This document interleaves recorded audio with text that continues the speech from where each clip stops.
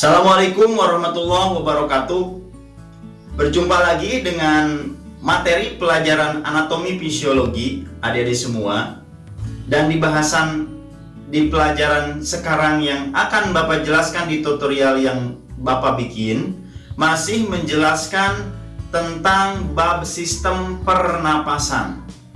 Dan tentunya di penjelasan sekarang, di kesempatan ini, Bapak akan menjelaskan tentang pemeriksaan diagnosis pada sistem pernapasan. Ya, sebelumnya kita membahas tentang organ-organ yang berhubung dengan pernapasan.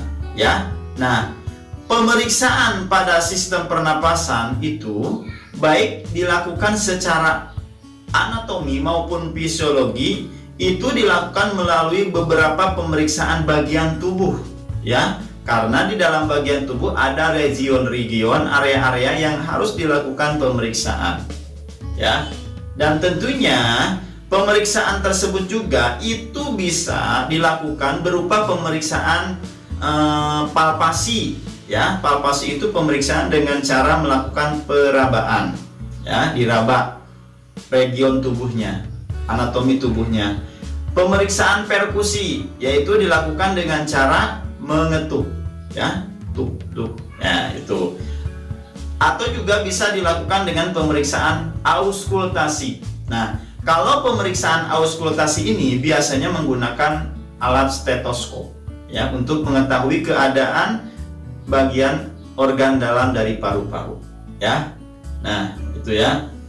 Dan pemeriksaan diagnosis ini itu bisa dilakukan beberapa pemeriksaan yang bisa menunjang terhadap permasalahan pada sistem pernapasan. Dan biasanya dokter atau pemeriksa menganjurkan beberapa alternatif untuk memeriksa supaya lebih meyakinkan masalah yang terjadi pada sistem pernapasan. Ya. Apa saja yang harus dilakukan untuk pemeriksaan diagnosanya? Pertama, biasanya menganjurkan pemeriksaan sputum atau pemeriksaan dahak, ya, kalau masyarakat awam. Nah, sputum merupakan cairan yang dihasilkan oleh trakea, ya, organ trakea. Sebelumnya sudah dibahas, ya, gambaran trakea, ya. Nah, trakea itu berbentuk cincin biasanya, dan paru-paru, ya. Jadi dihasilkan cairan dari trakea dan paru-paru yang kemudian itu akan dikeluarkan melalui mulut, ya, seperti itu.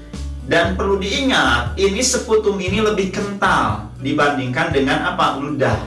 Kalau ludah biasanya membentuk gelembung-gelembung jernih, ya. Tapi kalau sputum tidak ada gelembungnya kalau dahak, ya. Nah, pemeriksaan sputum ini dilakukan, ya, dilakukan dengan mengukur jumlah normal yang didapat ketika mengambil sputum itu, yang dihasilkan itu sekitar 100 ml per hari, ya. Nah, sehingga ketika ditemukan dengan jumlah berlebihan yang ada, maka itu menandakan terjadinya ada peradangan di bronkus. Kalau peradangan biasanya namanya bronkitis, ya. Ada peradangan bronkus kronis, ada akut, ya. Jadi peradangan di organ bronkusnya, ya.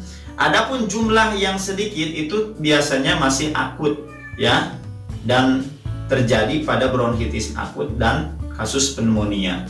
Pneumonia itu infeksi saluran napas di paru-paru, ya, sehingga biasanya dengan gejala sesak, ya. Nah, dan juga pemeriksaan sputum ini itu apa yang harus dilihat? Warna, ya. Warnanya seperti apa itu sputum, ya? Kadang hijau, kuning, atau merah. Nah, perlu diobservasi. Baunya itu biasanya khas, ya. Adik-adik itu kalau ada dahak, ya, bisa dirasakan baunya seperti apa. Viskositasnya, kekentalannya. Nah, itu ya yang dilihat itu warna, bau, dan viskositas ketika melakukan pemeriksaan sputum, ya. Dan pemeriksaan sputum ini harus dilakukan dengan hati-hati. Dan caranya seperti apa? Pertama, tahapan pemeriksaan kalau melakukan sekutum. Minta pasien untuk berkumur dengan obat kumur yang telah disediakan. Ya, biasanya untuk merangsang. Jadi di pasien pertama diminta untuk berkumur dengan obat kumur. Yang kedua, pasang sarung tangan, ya. Karena apa? Karena mau meletakkan sekutum itu dalam wadah, kasihkan wadahnya dan dekatkan dengan mulut, ya. Dan terus selanjutnya, mintalah pasien untuk mengeluarkan sekutum dari rongga mulut, ya, dengan cara pasien menarik napas.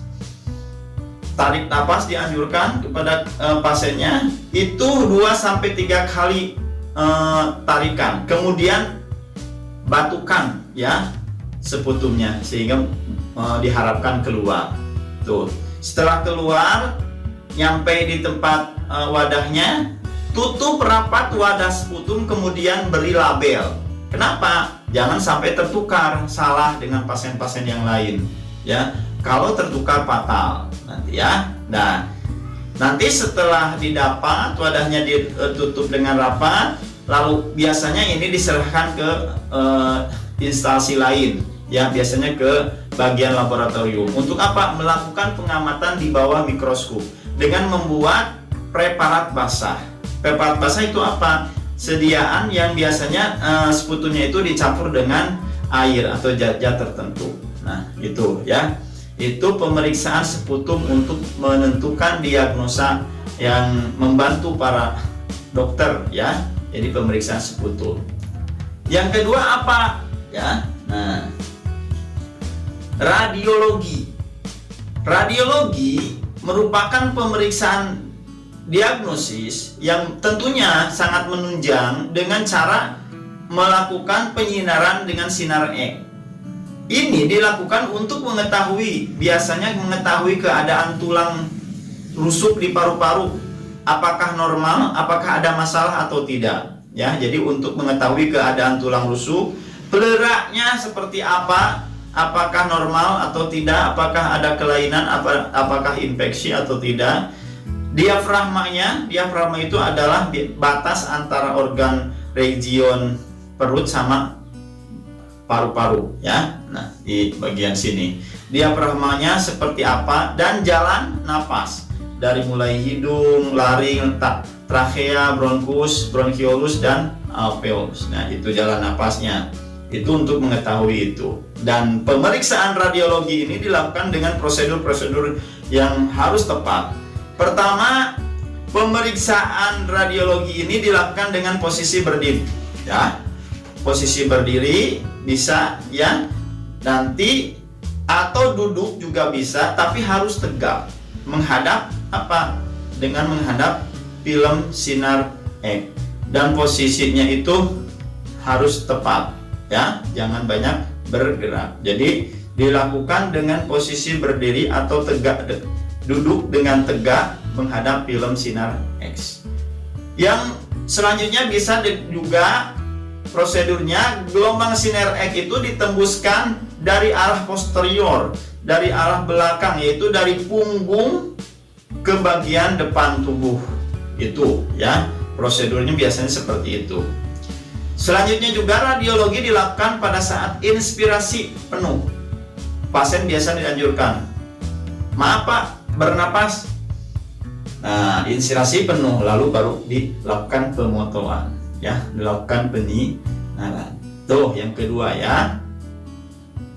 Selanjutnya ya. Selanjutnya, ada pemeriksaan diagnosis bronkoskopi. Nah, teknik bronkoskopi, pemeriksaan bronkoskopi ini itu dilakukan untuk menggambarkan keadaan trakea, ya, di organ saluran napas kan ada trakea. Nah, itu menggambarkan trakea seperti apa, apakah terjadi permasalahan atau tidak. Dan cara ini juga itu dilakukan untuk membuang benda asing yang masuk ke dalam saluran pernapasan. Jadi, dan biasanya setelah melakukan bronkoskopi ini itu tidak diperkenankan makan atau minum selama kurang lebih 2-3 jam sebelum terjadinya ada rangsangan refleks muntah, ya, karena akan terjadi sesuatu, ya. Nah, itu bronkoskopi. Nah, dan selanjutnya ini dalam cara melakukan teknik bronkoskopi ini, itu pasien ada prosedur-prosedur tertentu yang harus dilakukan, ya. Pertama, meminta pasien untuk tidak makan dan minum, ya, 6 jam sebelum pemeriksaan, ya. Dan juga jelaskan kepada pasien mengenai efek samping setelah melakukan bronkoskopi, ya. Biasanya apa? Tidak nyaman, agak terganggu sesek, ya. Nah, jelaskan ketika ada masalah-masalah dari efek samping melakukan bronkoskopi. Yang keduanya apa? Beri anestesi lokal, ya, anti nyeri karena akan melakukan tindakan, ya. Dan selanjutnya posisikan pasien dengan berbaring terlentang, ya, terlentang di tempat tidur pemeriksaan, ya. Masukkan bronkoskop ke dalam trakea dan bronkus. Jadi dimasukkan bronkoskop ke dalam trakea, ya. Dan selanjutnya perawat memantau biasanya tanda-tanda vital, komunikasinya, ya, seperti apa, atau menenangkan pasien, takut dia gelisah, takut panik, dan membantu dokter sesuai dengan kebutuhan. Karena yang melakukan adalah dokter. Perawat biasanya mendampingi, membantu, memotivasi untuk supaya pemeriksaan ini berjalan aman dan lancar, ya. Itu teknik dalam melakukan bronkoskopi, ya. Nah, selanjutnya dalam pemeriksaan bronkoskopi ini itu terdiri dari 2 jenis. Ada pemeriksaan dengan bronkoskopi rigid, artinya kaku alatnya. Bronkoskopinya kaku dan biasanya terbuat dari stainless, ya. Nah, seperti nampak di gambar, ya, di sini ini seperti ini. Itu bronkoskop rigid. Ada juga jenis bronkoskop serat optik lentur, ya. Nah, biasanya terbuat dari kaca tapi dari bahan seratnya yang lentur, ya. Nah, itu jenis alat bronkoskopnya. Pemeriksaan ada 2 jenis. Dan ketika melakukan prosedur bronkoskop ini ada indikasi-indikasi yang didapat. Apa saja? Pertama, pemeriksaan hemoptisis, artinya perdarahan, ya. Jadi untuk mencari asal perdarahan, apakah ketika timbul perdarahan itu diketahui dengan bronkoskop, ya. Indikasinya seperti itu. Tentunya dari dalam pernapasan, jadi jalan pernapasan. Yang kedua, pengambilan benda asing, ya, biasanya, ya, ketika ada benda asing yang masuk, ya, entah itu apa, nah itu indikasinya seperti ini dilakukan, ya. Terapi pada atelektasis. Atelektasis itu adalah kondisi di mana paru-paru tidak mengempis dengan sempurna, ya, terjadinya masalah, ya.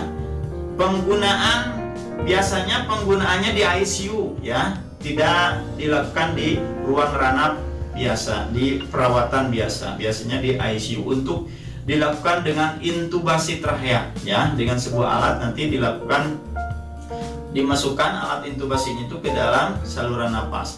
Menghisap sekret, jadi cairan-cairan lendir itu dihisap, ya, nanti disambungkan dengan alat intubasi itu. Selanjutnya indikasinya mendiagnosis dan menentukan staging kanker, ya, sampai level berapa kankernya dan lain sebagainya. Nah, itu indikasi-indikasi ketika dilakukan pemeriksaan bronkoskopi, ya. Selanjutnya ada pemeriksaan diagnosis analisa gas darah, ya. Adik-adik semua, analisa gas darah ini dilakukan dengan cara apa saja? Pertama, pengukuran pH, ya. pH darahnya diukur. Kedua, tekanan oksigennya diukur. Di tekanan karbon dioksidanya juga diperiksa, dianalisis, ya. Sehingga nanti didapat ada nilai-nilai normal gas darah arterinya, ya. Nah, sehingga seperti tampak di samping Bapak, ini ada beberapa kategori rentang yang dikatakan pemeriksaannya itu interpretasinya normal atau tidak. Kalau pertama PO2-nya, pemeriksaan tekanan oksigennya itu rentang normalnya berarti angkanya 80 sampai 100 mm Hg. Nah, interpretasinya kalau oksigennya meningkat ya berarti itu menandakan pemberian oksigen yang berlebihan, jadi terlalu berlebih. Kalau angkanya menurun dari rentang normal itu berarti itu menandakan mengindikasikan penyakit CAL, Cumulative Acquired Lung, atau penyakit paru-paru ya. Dan juga menggambarkan bronkitis kronis, menggambarkan anemia, dan juga atelektasis. Atelektasis itu adalah ketidaksempurnaan pengembang pembisan paru-paru ya kalau di PO2-nya. Kalau PCO2-nya ya, karbon dioksidanya yaitu rentang normalnya adalah 35 sampai 45. Kalau meningkat itu mengindikasikan ada CAL, penyakit paru ya. Ada pneumonia ya. Ada efek anestesi juga bisa ya. Tapi kalau menurun itu mengindikasikan hiperventilasi, keracunan CO2, karbon dioksida ya. Nah itu. Ada juga analisa pH-nya. Rentang normalnya kalau pemeriksaan pH itu di bawah antara 7,35 sampai 7,45. Nah, kalau meningkat itu menandakan alkalosis. pH-nya berarti terlalu alkalin, terlalu basah ya. Kalau menurun ya berarti itu menandakan asidosis, terlalu asam ya. Nah, itu. Terus pemeriksaan HCO3 itu rentang normalnya 21 sampai 28. Kalau meningkat mengindikasikan asidosis, kalau menurun mengindikasikan alkalosis. Sebaliknya dari pH ya. Terus ada juga SaO2 ya. Saturasi oksigen normalnya itu 98 sampai 100%. Interpretasinya kalau menurun itu mengindikasikan kerusakan HB untuk menghantarkan oksigen ya. Nah, hanya interpretasi menurun saja.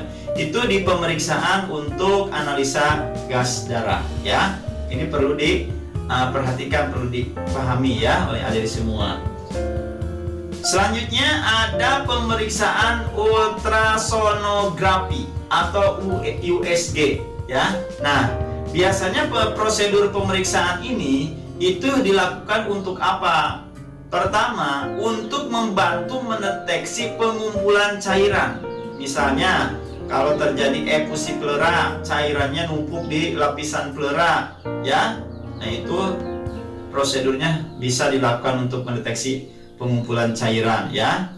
Dan untuk memandu biopsi, pengambilan spesimen juga, ya. Juga untuk membedakan penebalan pleura dengan efusi pleura, ya. Nanti dengan sebuah alat itu bisa ketahuan. Nah, ini pemeriksaan ultrasonografi untuk saluran napas, ya. Nah, selanjutnya ya, ada pemeriksaan diagnosis aspirasi cairan, drainase, dan USD. Kegunaannya apa? Aspirasi cairan pleura ini adalah untuk menghisap cairan pleura melalui dinding tulang dada. Jadi nanti kalau seandainya ada cairan di bagian pleura, nah itu nanti diaspirasi, dilakukan penghisapan, ya. Dan aspirasi yang dilakukan dengan sebelumnya yaitu memperkirakan volume cairan pleura itu dengan menggunakan foto rongsen dulu. Biasanya di rongsen dulu apakah ada penumpukan cairan atau tidak untuk mengetahuinya. Sehingga kalau kepastiannya ada dengan dilakukan foto rongsen baru dilakukan aspirasi cairan pleura. Nah, sampelnya itu berupa cairan pleura, selanjutnya akan dikirim ke laboratorium untuk diperiksa, ya, seperti itu. Dan biasanya aspirasi ini sering dilakukan, kadang-kadang aspirasi ini sering dilakukan lebih dari sekali. Makanya oleh karena itu diperlukan dengan drainase yang menetap, yaitu dengan cara kateter yang dimasukkan ke dalam tulang dada atau tulang rusuk ke bagian paru-parunya. yang atau disebut dengan WSD, water self drainase, ya. Nah, dengan pemasangan WSD ini itu untuk apa dilakukan? Pertama, untuk pencucian pleura lebih mudah dilakukan, ya, karena nanti cairannya akan mengalir terus-menerus ke dalam kateternya itu, ya, nanti akan ditampung, ya. Nah, selanjutnya juga untuk terapi penemu tora, ya, itu pemeriksaan penunjang aspirasi cairan pleura, ya, drainase dan WSD, ya. Selanjutnya ada pemeriksaan TBB, transbronchial biopsi. Nah, prosedur pemeriksaan ini dilakukan untuk mendapatkan sampel jaringan pada pasien yang menderita penyakit parenkim paru difus atau lesi, ataulah ada perlukaan di bagian paru-parunya, ya. Ini dilakukan. Sehingga TBB ini dilakukan biasanya dengan bantuan CT scan, fluoroskopi, atau juga USG bronkoskopi khusus, ya. Nah, ini TBB, transbronchial biopsi, ya. Nah, ini pemeriksaan penunjang. Selanjutnya ada pemeriksaan penunjang bronchoalveolar lavage atau BAL, ya. Gunanya apa pemeriksaan ini? Ini untuk memperoleh konstituen alveolus atau isi keadaan alveolus, untuk mengetahui alveolus, ya. Dan pada prosedur ini diperlukan itu 150 sampai 300 ml cairan, dan nanti di cairan apa? Cairan garam fisiologi, ya. Cairan yang disemprotkan ke dalam itu dapat diambil kembali sebanyak 40 sampai 60% untuk pemeriksaan, untuk diperiksa, ya. Cairan yang disemprotkan pertama, ya, nanti cairan yang disemprotkan pertama ke dalam alveolus itu sebanyak 20 sampai 30 ml dibuang, ya, karena banyak mengandung sel bronki, ya. Dan bronchoalveolar lavage ini atau BAL ini sebelum dilakukannya itu melakukan TBB atau brush, ya, atau brushing, sehingga bronkoskop ini langsung mengarah ke perifer, dan garam fisiolog tadi disemprotkan lagi, kemudian langsung diisap kembali. Nah, seperti itulah gambarannya. Biasanya nanti terlalu detail bingung. Biasanya nanti hanya sebatas tahu konsepnya ketika di lapangan. Oh, ini pemeriksaan penunjang yang harus dilakukan pada kasus-kasus yang berhubungan terhadap sistem pernapasan. Mungkin sampai di sini dulu, ya. Ada di semua bahasan sistem pernapasan di pembahasan pada pemeriksaan diagnosis penunjang. Lain waktu kita lanjutkan lagi, mudah-mudahan ini bisa dipahami. Terima kasih atas perhatiannya. Bapak tutup, wabillahi taufiq wal hidayah. Wassalamualaikum warahmatullahi wabarakatuh.